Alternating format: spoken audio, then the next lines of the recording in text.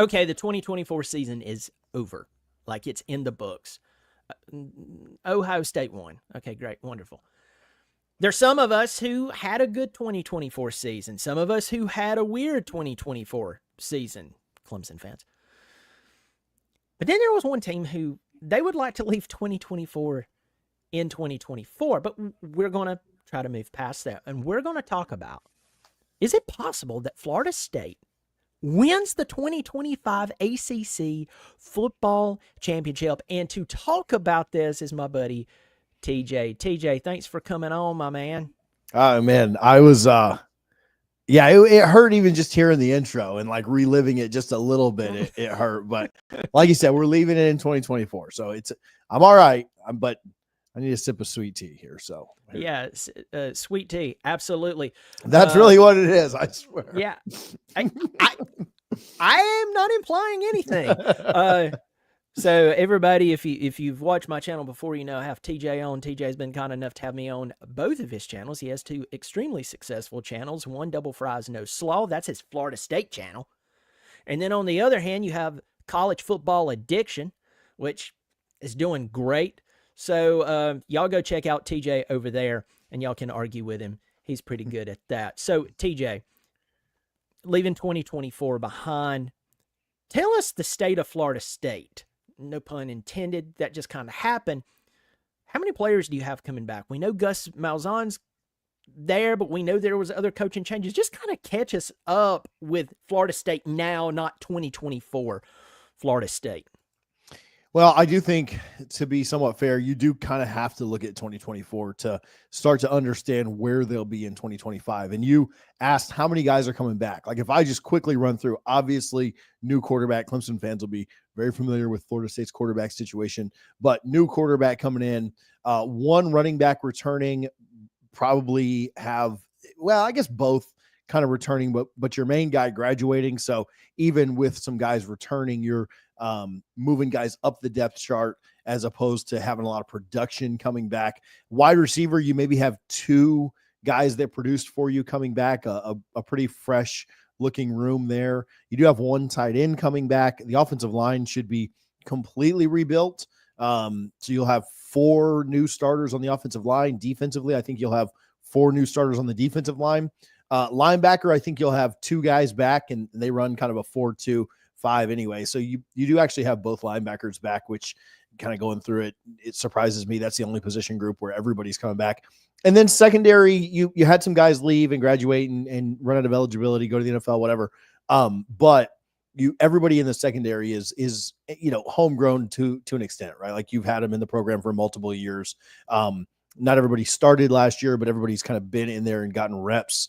And so the back half of the defense is pretty set. The running back room, guys that you've had for a while. Outside of that, I mean, shoot, the best two players on the team. This is not a joke. This is not me trying to troll my own team. The best two players on the team were one finished second for the Lou Groza, one finished second for the Ray Guy. The kicker and the punter are no longer on this roster anymore. So, not a lot of stability there. You know about the coaches, Gus Malzahn coming in, new defensive coordinator, new defensive line coach, new safeties coach, new wide receivers coach.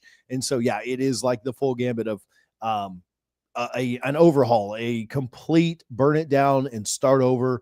And, there was a lot of I will say a lot of the recruit, like there weren't a lot of, outside of Luke Krummenhoek, there weren't a lot of shocking portal entries.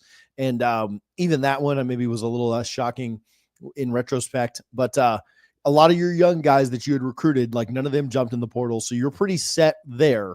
But your starters, you're going to have on one side of the ball, maybe three back, and on the other side of the ball, five at most back. So, it is an overhaul for sure.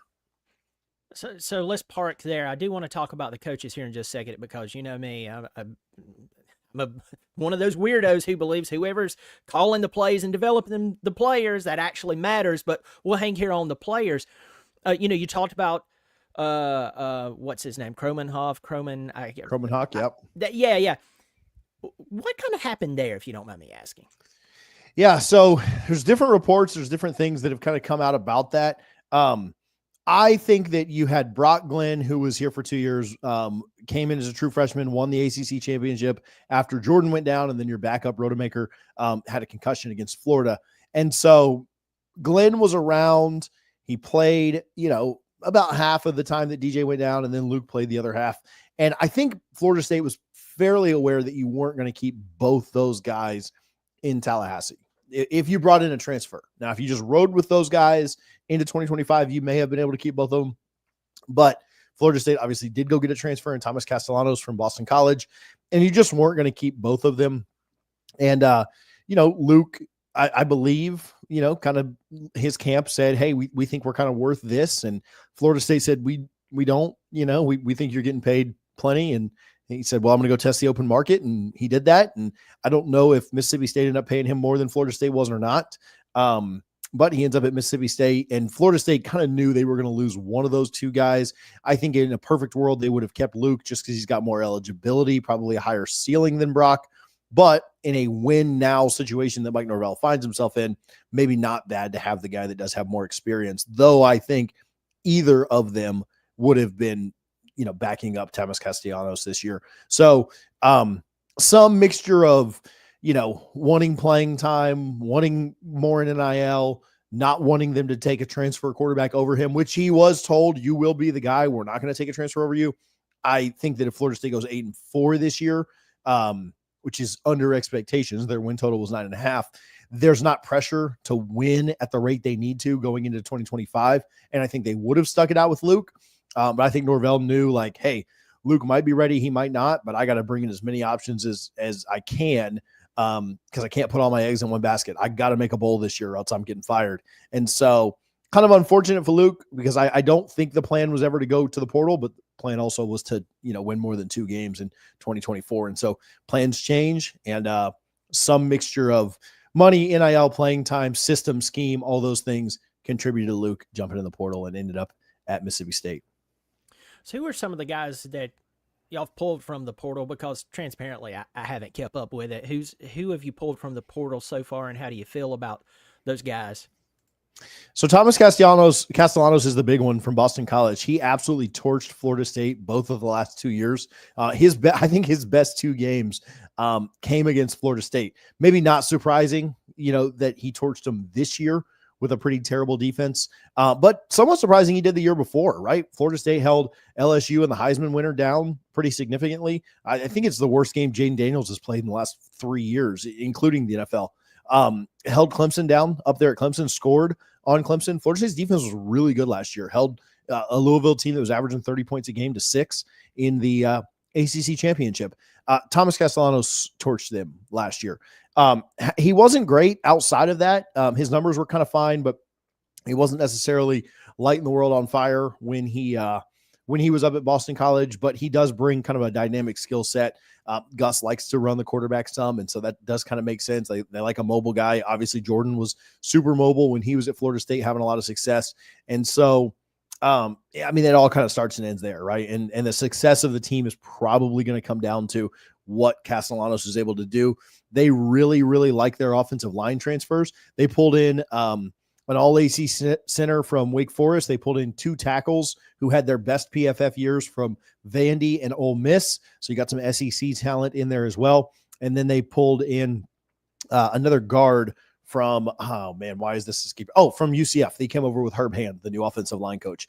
And so they should have 4 new starters on the offensive line. Last year, they got Richie Leonard from Florida, who in 2023, I'm trying to remember all the years, took the most snaps on Florida's offensive line. He wasn't necessarily elite by any means, but he was the most reliable and was out there a ton. He transferred to Florida State, got hurt kind of early in the year. He will be back, and I think those 5 that I just mentioned will make up your offensive line.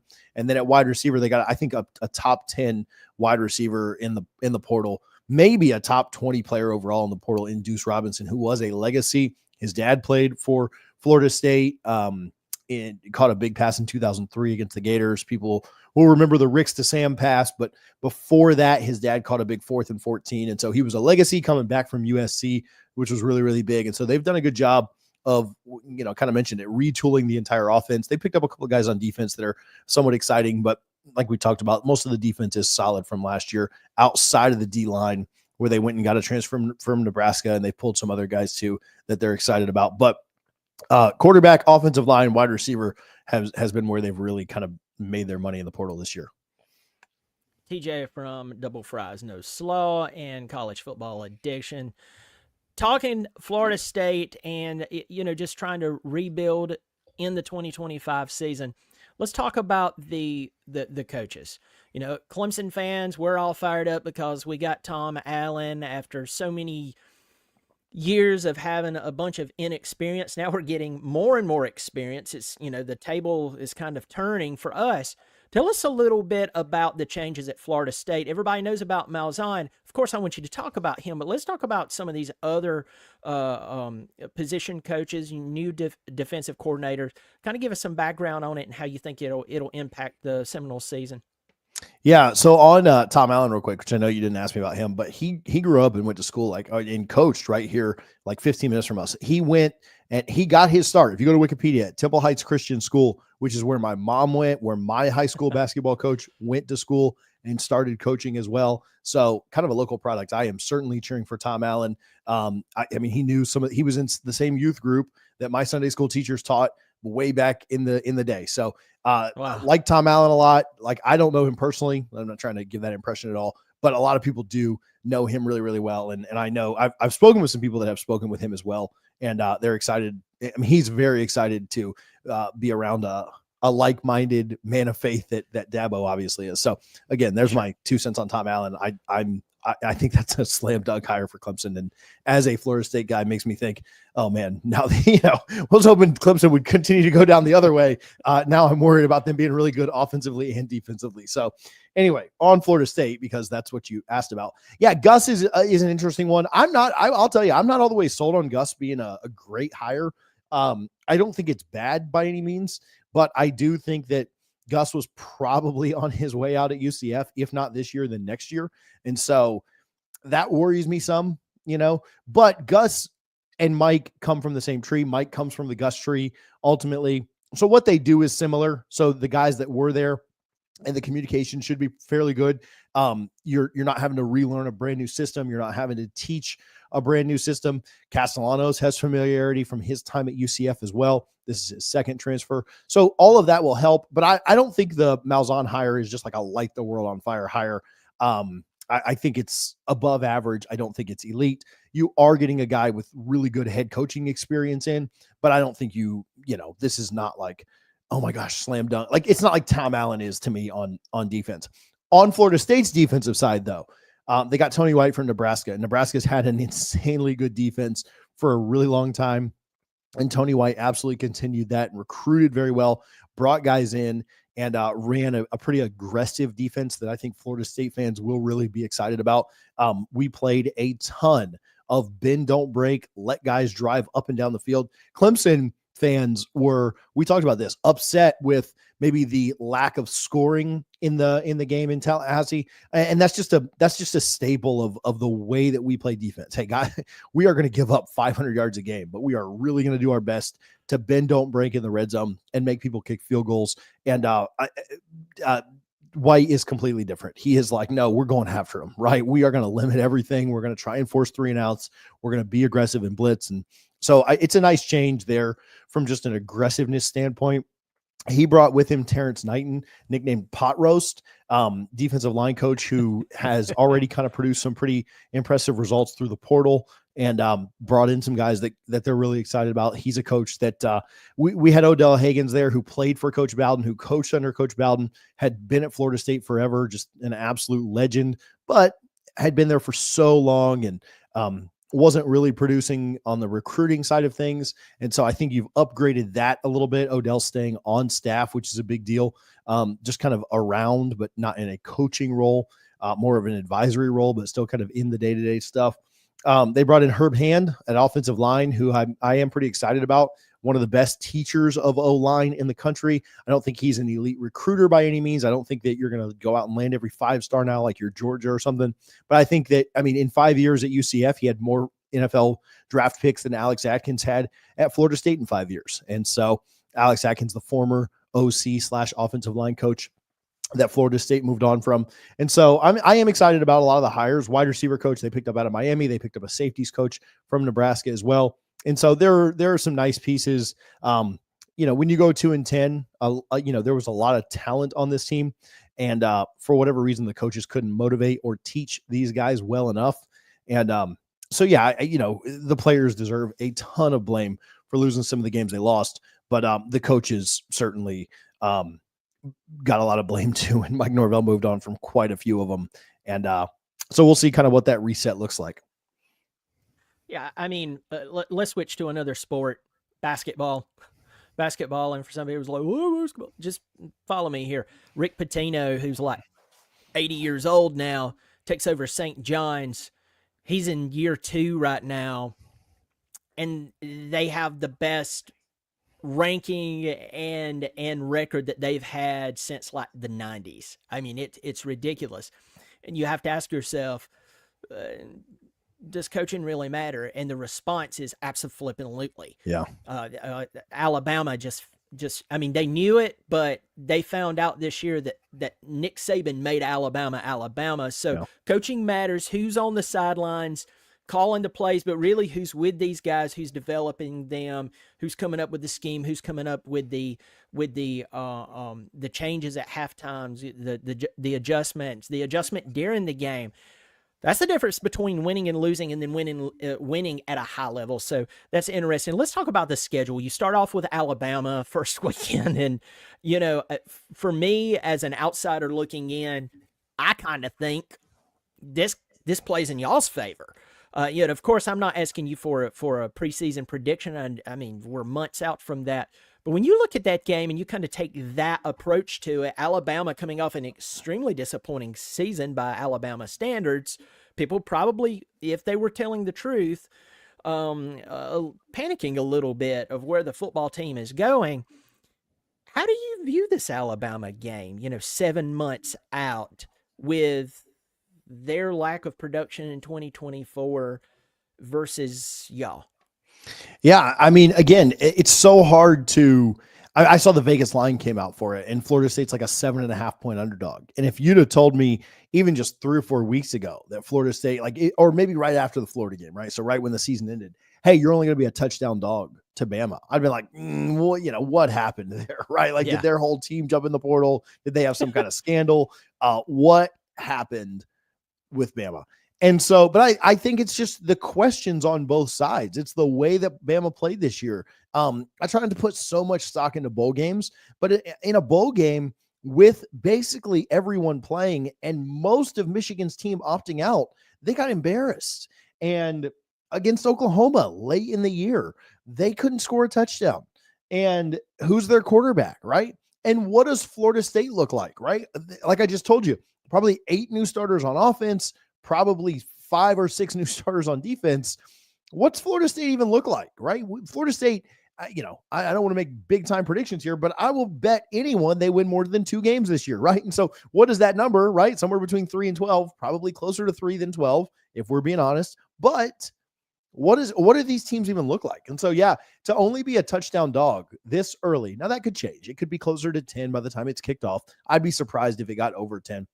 I think it tells you that Florida State has a shot, right? I don't think it's, this isn't 2020 Bama that laid waste to everyone and blew out, Ohio State in the national championship. No, that was the second and 26 to Georgia, but either way, right. This is not that team. And so, I think it's, do I think Florida State wins? Probably not. I don't know how you would pick Florida State this early without having seen anything from them, without knowing anything about them. But I think they'll be competitive. I think they'll be much more effective than they were this year. I mean, we saw Vandy beat Alabama. Alabama lost as a 2+ score favorite 3 times this year. And so, this is not like your Alabama from 5-10 years ago. This is a much different program. And, Florida State's coming off a 2-win season. So I'm not going to be bold enough to say, they're going to go out and beat them, but I think it'll be a game. I mean, I think it'll be competitive. I don't think it's over by the end of the first quarter, like most of FSU's games were this year. Yeah. I mean, as an outsider looking in, I think that you guys have a good chance of at least coming in and saying, "Hey, everybody expects us to be rebuilding, go 8-4, something like that this year, 7-5. Alabama, they're in panic mode. Man, you could definitely leverage that in your favor." Let's talk about a couple of more games. The, the top games, and this is in no particular order. Obviously, Bama have Florida at the end of the season. You're at Clemson. You have Miami. Who knows about Miami? You have Virginia Tech. Um, what games? Obviously, Clemson and Miami sticks out to you, but talk about some of those games, if you will. I mean, you're at Clemson. You're playing at Florida. I mean, what type of season or at this point are you seeing for the Seminoles? So to me, you talk about those four. I think it would be incredibly tough to predict Florida State to win any of those four games right now. Could they slip up and find a win in one of them? Absolutely. We've seen from all four of those teams inconsistencies. And if Florida State plays a good game and any of those teams are off a little bit, I do think that it gives Florida State a chance to be competitive and find a way to win. I'll tell you, of the four, I think going on the road to Clemson is the toughest. I think Clemson's going to be a really good team next year. I think they're going to go back to the playoff. I think they're going to win the ACC. What do we get out of Carson Beck? What does DJ Lagway look like in year two? What the heck is Alabama? But if you're asking me right now, Florida State's going to be an underdog in all four of those games, and they'll probably lose at least three of them, maybe four. So the big thing to me is, how do they play against the teams that they're going to be favored against? How do they play against the teams that they should beat, right? They play Pittsburgh at home. Well, Pittsburgh is on a 6-game losing streak right now. They need to beat Pittsburgh. They play Virginia Tech at home. They need to beat Virginia Tech. They go to Virginia, a team that is up and down at times, played a good first half against Clemson, but outside of that, I don't know. They need to beat Virginia. They go to Stanford. They need to beat Stanford. They almost just need to take care of business in the games that they're supposed to take care of business in. And if you can slip up and find a win against one of those big four, right, the tough four on your schedule, then great. Maybe you're looking at an 8-9 win season. If they do kind of what I expect, be more competitive, but probably lose to those big four, maybe beat one of them, then you're probably looking at a 6 or 7 win season, right? And so that's kind of how it plays out to me is, can you take care of business against the teams you're supposed to be? They play Wake Forest. Yeah, you should beat Wake, right? That should not be a question this year. You should beat Stanford. I know that one's on the road. They got to go to Raleigh, right?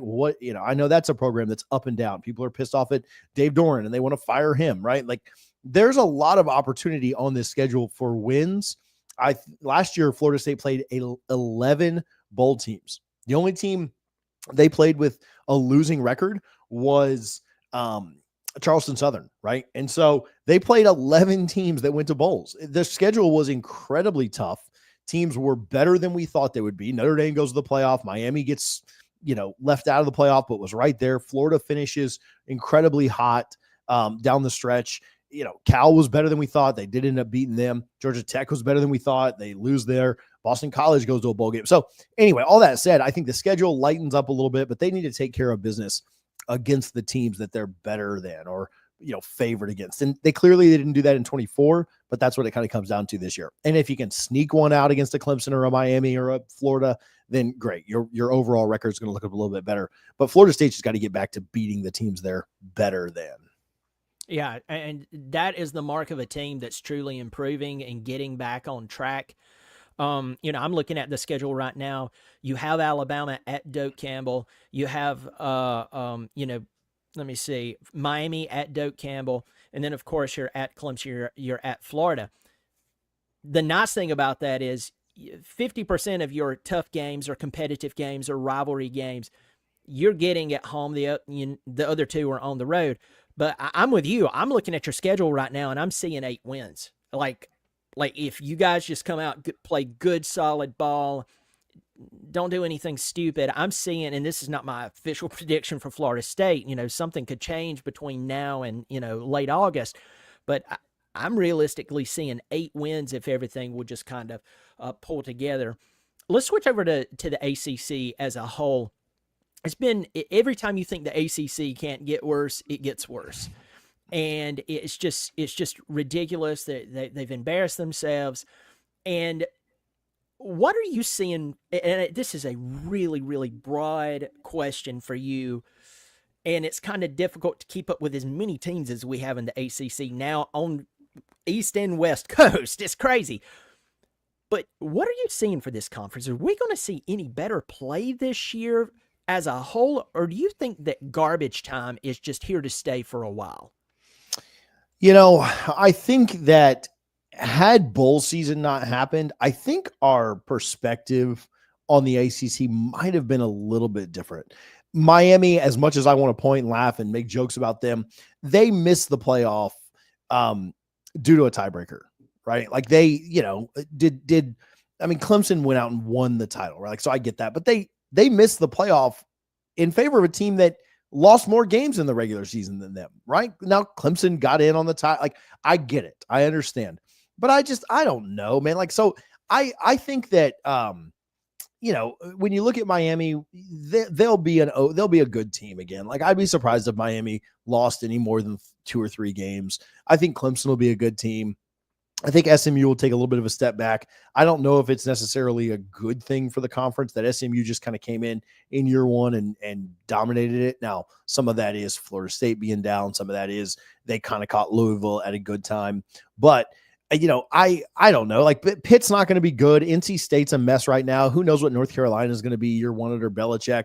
The California teams stink and lost their quarterback to the portal too. So I don't have a lot of hope, right? Like, Duke had a nice year. Syracuse had a nice year, but we'll see what Duke does with a little bit tougher schedule. They were 6-1 at one point and hadn't played a team like in the top 50 of FPI. So I'm not super hopeful for the ACC. I'll tell you this though, a large portion of that falls on Florida State.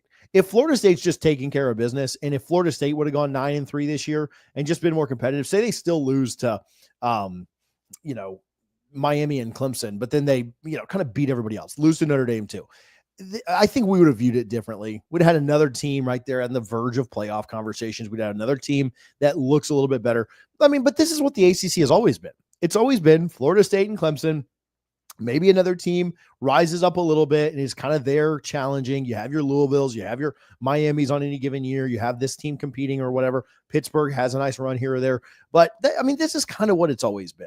And so, yeah, I don't think it really improves. I think it's going to be a 2-team race next year. Maybe somebody jumps in and surprises. Maybe a Louisville jumps in and has another nice run like they did 2 years ago. But I think this is kind of a Clemson-Miami league right now. Florida State hopefully can kind of get into that second tier right after that. SMU, Louisville fighting for that as well. I will say one team I'm maybe leaving out is Fran Brown had a really nice year. What can they do, right? They'll have a new quarterback. They won't have a guy with 1 billion starts. So it'll be interesting to see what they're able to do. Are they able to follow up a 10-win season with at least 8 wins next year? But yeah, I think this is essentially what the league is, right? There's going to be a lot of beating up on each other. There are very few dominant teams. Clemson's going to win just about every ACC game they play. Miami's going to win just about every ACC game they play. And then the rest of it's just kind of, can another team or two rise up to be competitive? Yeah, I have my eyes on Georgia Tech right now, and I'm talking about outside of the obvious contenders. Georgia Tech is at that place now. This is what year? This will be year 3 for Brent Key. He's done a really good job there, considering that it's Georgia Tech and all the reasons we hear why they can't be good at football at times. And they've been really, really competitive, played Georgia extremely well. That was an extremely entertaining game, but it's kind of at that breaking point now for Brent Key to where it's like, okay, this was all good and stuff, but can you go ahead and get them Right. to, a 9-win team? That'll be interesting for me. And then looking at this fiasco that's going, and I say fiasco, it's not really a fiasco. It's a media frenzy. It's almost like clickbait. Bill Belichick at University of North Carolina, with a guy even coach a game there. Will he end up in the NFL? I wouldn't be shocked if that happened. So it's just kind of crazy right now. But the league has had brighter moments, definitely in the past. Let's talk about college football and how it ended. We have the first 12-team playoff. And as I was sitting there thinking about the 12-team playoff, I was like, man, we had a lot of blowouts. The national championship was pretty dominant win. And then I had to shake myself and go, well, hold on, the 14 playoff, we had a lot of blowouts. So, how do you feel about how the season ended? Are you happy with the national championship game, or are you kind of going, well, unless you were a Buckeye fan, that was quite anticlimactic? What were you thinking about the whole ending of this season? Yeah, so I thought the Buckeyes were the best team in college football, and I think they proved that on the field.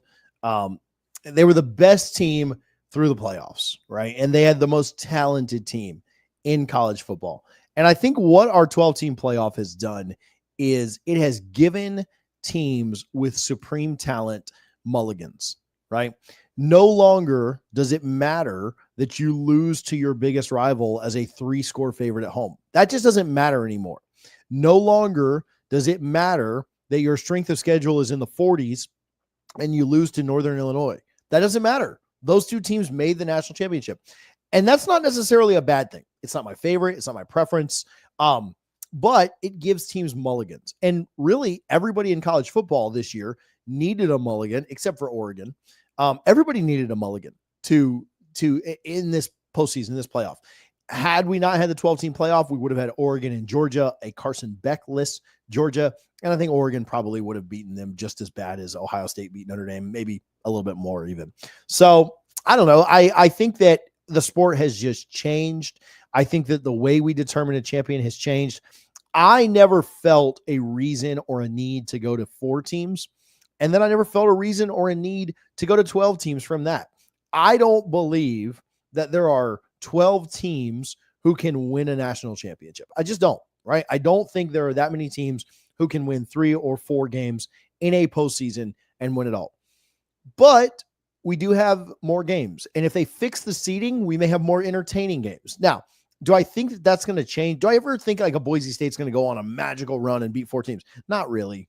Do I think an SMU would? Do I think a Clemson that backdoors their way in by winning and getting the 12 seed? Do I ever really think a team like that is going to win a title? There was a chance with 2 weeks to go that Texas A&M could have made the SEC championship and then won it and gotten in, right? Did I really think A&M was going to win? No, not at all. But do we get some entertaining games? Do we get some fun games? Do we get to see a little bit more football? Do we have a little bit less bowl opt-outs? Like, there are some pros. I'm not trying to be super negative about it completely. There are some pros to it for sure. But we have changed the way we crown a champion. And some people think that's a great thing. Some people think like they love the NFL model, prove it on the field, win 3 games in the postseason, and you're in, or 4, whatever, if you're in the first round, which obviously Notre Dame and Ohio State both were. People love that. I don't love it, right? I loved the fact that to win a college football national championship, you had to be excellent. And so what I think we've done is we've removed the need for excellence. You look at every champion. Some of them had their flaws. Some of them maybe had 1 loss. Very few national champions ever had more than 1 loss. And so what was required to win a national championship was absolute excellence. And that's different than every other sport, right? Basketball's not like that. Baseball's not like that. They lose 50 games, they can still win. Hockey's not like that. The NFL's not like that. We saw Pittsburgh multiple times win a Super Bowl as the 6th seed, the last team to get in before they expanded the NFL playoffs. And so it's not a bad thing. It's just changed. And, I'm certainly the old man yelling at the cloud, right? But I don't love the change because I loved the idea of you have to be excellent to win a national championship. And I was okay, like in my heart of hearts, knowing, listen, there's no parity in the league. This is not the NFL. If my team underperforms just a little bit and wins 11 games and goes to a BCS game or goes to a New Year's 6 game and wins that's okay. That's a good year. Is it the Florida State standard? Is it what we ultimately want? No, but you kind of knew by week 6 whether or not you were really a national championship team or not. And I remember Florida State went on a run, I think, where they went to like 6 straight New Year's 6 / BCS bowls. And I think they were like 5-1 in them. Like they had a really, really good record. And I think they were 4-2, but they had a great record in them. They were always in them. And I even think about like 2016, Florida State goes and plays Michigan in the Orange Bowl. It's an absolute classic. I think they won 33-32. And I was okay with that. Florida State lost to Clemson that year. They got blown out by Louisville and Lamar Jackson. They lost to North Carolina on a last second field goal. That year, Florida State would have been in a playoff. Do I think they could have even gotten close to competing with the champion that year, which you know who it was? Do I think that they could have won? No, I don't think they could have won 3 games in the playoffs and won a national championship.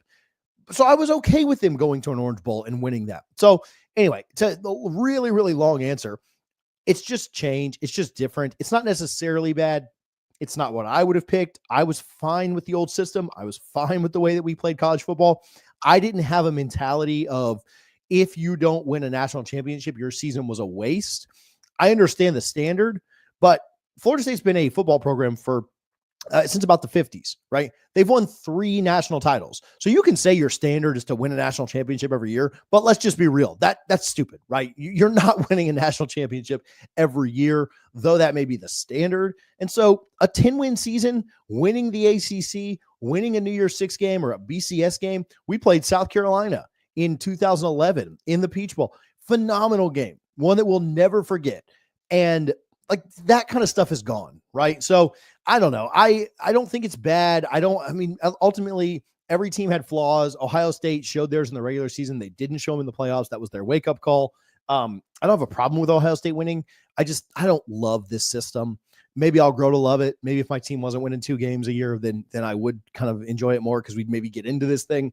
But I don't know. It's not my favorite. Yeah, I'm with you. Even I had a problem with the bowl games that were added over the past 20 years, much less some of the playoff expansion. I wanted 8 teams. I wanted 8 teams and cap it. And at that time you had a Power 5 conference, so you were going to get your 5 conference champions and you'd get 3 at large. And so there was some exclusivity there that made it special. But with that said, with all these other bowl games that I really didn't care about anyway, it almost took some of the bowl games that I would still pay attention to, even unimportant, with this 12-team format. And I was talking to someone the other day and they were sharing their feelings with me on that. It's like, man, I don't even I used to pay attention to those. Not that I was, just really thrilled about it, but now I'm not even paying attention to it. So it's really, really interesting. Let's flip to Ohio State and how much money they spent on their team. Now, me, I'm a market guy. I pay attention to, business and blah, blah, blah, blah, blah. Is it the new standard to spend $20+ million on your roster to win a national championship? Did they set that standard? Or, what are you thinking there? Because I'm going back and forth with myself on this one. I think the short answer is yes, but if you want to take a no, it's only because that number might be too low next year. Like with the house settlement, you get $18 million that you're paying through the school. You still have the money that, your collective raises. So yeah, I think the answer in the way you're asking it is yes, but in reality, it's probably no. It's probably that you need to spend more than that to win a national championship. Now, several teams don't have that kind of funding to be able to do that, right? Most schools do not have 20+ million, let alone to get up to like 30 million or whatever, Ohio State or Georgia or Texas or A&M or whatever is going to spend next year. But to win a title, I do think you have to. Now, can you make a run every once in a while? It used to be like recruiting rankings. Like we'd look at that. And I think recruiting rankings still matter. Ohio State has a top 5 class the last 10 years. So recruiting is not unimportant anymore. But you used to have to have like a top 5 class for so many years to win a national title. Or Clemson kind of was an exception to this because they took smaller classes because nobody ever left. Like guys stayed for 4 years, so they didn't have to have a class of 25 guys like a lot of programs. But their average player ranking was so high, it's not even funny because they took less guys. They were taking less 3-star projects and whatever. But for all intent and purposes, you had to have so many top 5 classes in a row to win a national title. If you go back and look at them. And teams that were outside of that could maybe build. Michigan didn't do that last year, but they had 13 guys in the draft. They had a ton of like COVID seniors that were playing in their last year and had been together for a while. So yeah, is there a way that you can get it done outside of just spending a boatload of money and building a roster that way? I think so. But it's going to be really tough to do. It's tough to envision that you could spend, because let's be fair and let's be real ourselves. You're paying more for better players. You're paying more for a Jeremiah Smith than, Hakeem Williams at Florida State or whatever, right? And that's no shot at Hakeem or whatever, but you're paying more for a Jeremiah Smith than you are a TJ Moore, and I love TJ. I think he's great. Tampa kid, like, that's not a shot, but you just are. You're paying more for a guy that should be in the NFL. So if you want better players, you're going to pay more money. I mean, that's just what it is. And so, yeah, I mean, I think to win now, you got to spend an insane amount of money. Now, do you have to spend $20 million to make the playoffs? I don't think so. If you're in a conference that allows you to somewhat underpay, and not all money is good money. Miami spent very close to that number, if not more. And coaching still matters, right? Roster construction still matters. Just because you spend the most money, New York Yankees, doesn't mean you always win, because you still have to execute and you still have to coach them well. So, but to be in the conversation, you have to spend the money. I don't think anybody's going to moneyball their way to a national championship, especially not now. Maybe in the BCS, maybe when it was just 2 teams, maybe when it was 4 teams, and you could maybe get 2 upsets, right? Like Cincinnati gets in, and I know they got blown out by Bama, but maybe they could have upset Bama and then gotten hot in one game, or the other quarterback goes down. You ain't doing it now. You ain't winning 4 games trying to moneyball your way to it. So yeah, I mean, I think to win, you're gonna have to spend an insane amount of money. So that leads me to this question: if college football teams are going to pour a lot of money into players, and this is where I'm having to change my mind or challenge my thought process. Does it not make more sense to give a ton of money to this is probably not going to happen, but let's just imagine tomorrow Jeremiah Smith hits the transfer portal and the bidders come to the table. Would it not make more sense to pay this guy X amount of dollars versus going after the number 1 recruit in the country that is a wide receiver? Now, pause before you answer that question. A lot of people are still arguing about the importance of high school recruiting, and I agree with that. In Clemson, South Carolina, we have that whole thing going on, though we're warming up there, and I've taken up for high school recruiting. I see the importance of it. But TJ, if you tell me I can go get Jeremiah Smith and I can basically use OSU's approach to the transfer portal as a template, throw in a few more dollars. I mean, okay, a few more $1 million. I could have these guys. For me, I'm starting to warm up to the idea that may be the new plan until something is regulated, and I have icky feelings about regulation. I mean, do you think that at that point that the transfer portal would actually, now of course it's only a select few players, but it would be more important than high school recruiting? I think the answer is such a politician's answer here that I'm going to give you. So just go ahead and smack me down for doing this. I think the answer is yes and no, because Jeremiah Smith isn't in the transfer portal, right? Like, how often is that level of player jumping into the portal? Ohio State and Notre Dame, I believe, took like 6 transfers each, right? They're not pulling a Florida State or Ole Miss or A&M or LSU where they take a ton of guys. They took a select few.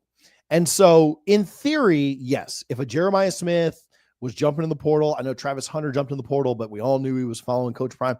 You're not typically, we got Keon Coleman, which was a really good, we got Jared Verse, but he was kind of a hidden gem at Albany, right? We didn't know Jared Verse was going to be Jared Verse, NFL Rookie of the Year. And so in theory, yes, but no, I mean, but I would say the other side of it is no, because high school recruiting still does mean so much, because where are the Jeremiah Smiths in the portal? Where are those guys that you're going to try and go out and get? Now, you can tamper, you can try and get them. But when you talk about Ohio State spending all the money, as much as people think like, oh, well, they just paid, this guy and that, most of that $20 million that they spent, 20 million plus, was on retention. It was on keeping guys on their roster that they had recruited in high school. And then they went out and got 5 or 6 transfers, and that was it, right? And so, yeah, did they spend for those transfers? Yes, they got Banks from Alabama. They got a running back from Ole Miss. Those guys were very well paid, but they didn't build their roster that way to win a national title. And Notre Dame's the same way.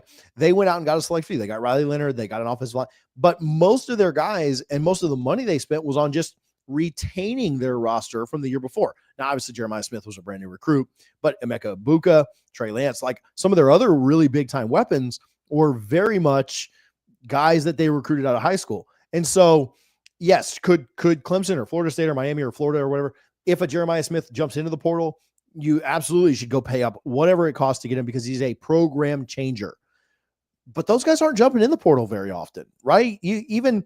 Carson Beck goes to Miami after, coming off a surgery, coming off his worst year at Georgia. Like, that's not like an insane pickup, right? And so, yeah, in theory, yes, but no, in theory, no, right? Like the other side of that is if there's a mass exodus from Ohio State in the next week, then maybe I'll change my mind. But I bet they spend $25 million next year to run it back again for another one in 2025.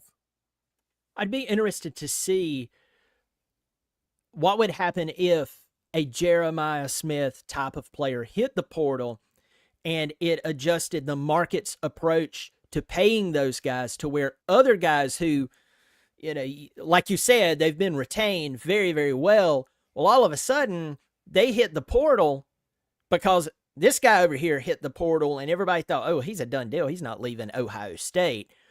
You have those other elite players hit the portal because now we're getting into stupid money. I'm talking about, $10 million per player, $15 million per player, $25 million per player.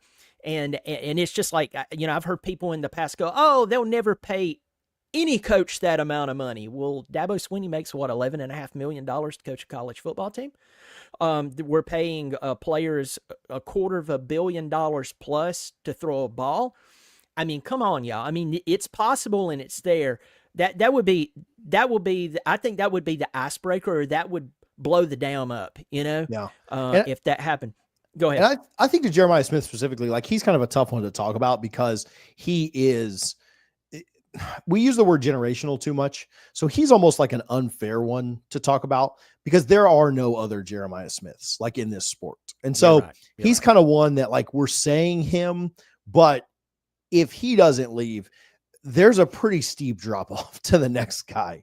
And so I think that, yes, he would absolutely reset the market and he could demand any amount of money that he wanted. But if you think about it, it would, if Jeremiah Smith, nobody's told me this, like I'm just based on some extreme, just kind of outside conversations. This has nothing to do with Jeremiah Smith. If he was to leave, I think he could get upwards of $5 million a year, right? That would be, it would surprise me if he made any less than that. And I think that might be what it takes for Ohio State to keep him too.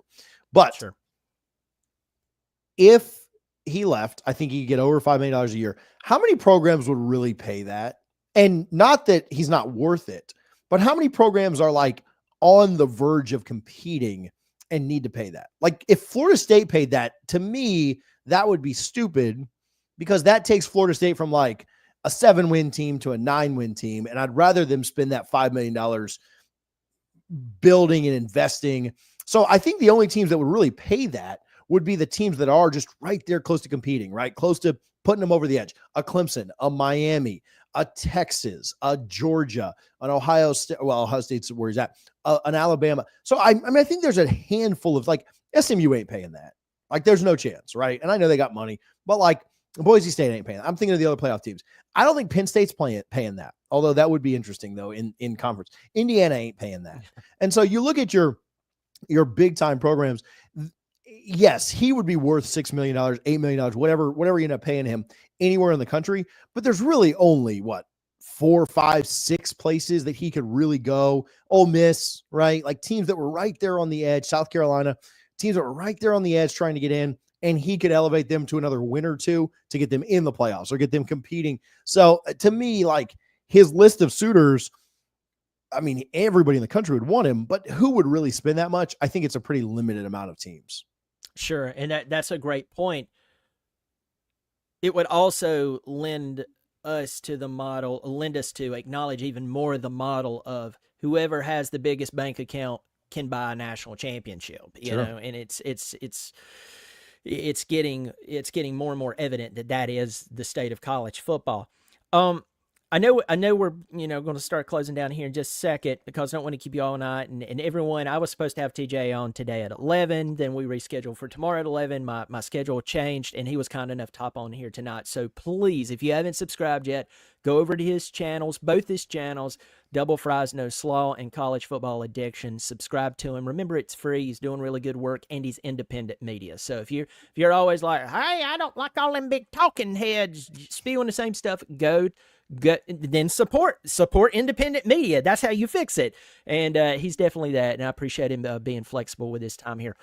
So I ask you about this, and folks, I'm totally diving into this at the last second as well. There's an FCS school called East Tennessee State. They are in Johnson City, Tennessee.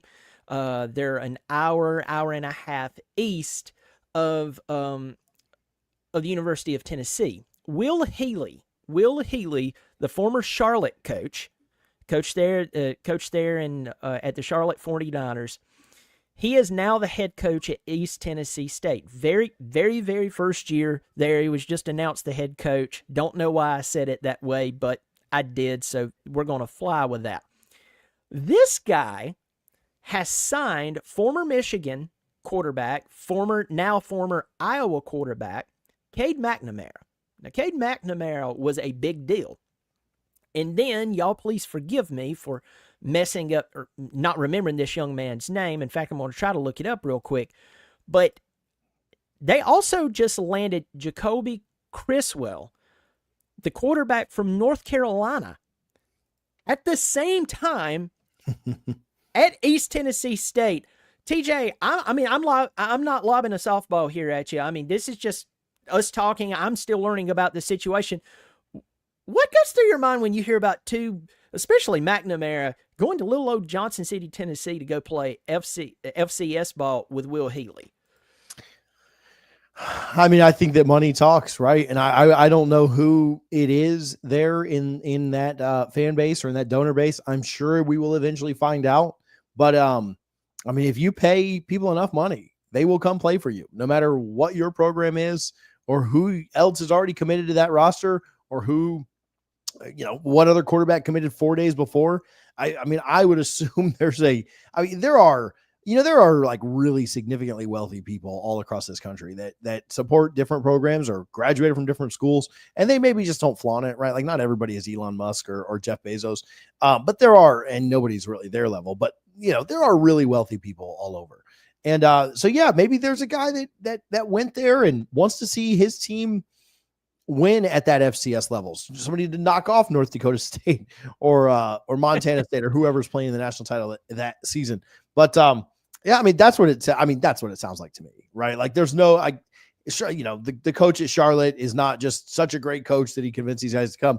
NIL works at the lower level too. The checks cash the same way, whether you're at Ohio State or Florida State or Tennessee State or wherever, right? So that's kind of the vibe that I get or the first initial thoughts. Now, if some East Tennessee State fan jumps in here and ever watches this, we'll see, right? But if maybe both these kids just grew up, I will say maybe both these kids just grew up loving Johnson City, Tennessee. I've got some family from that area, so beautiful area. Shout out Eastman Kodak.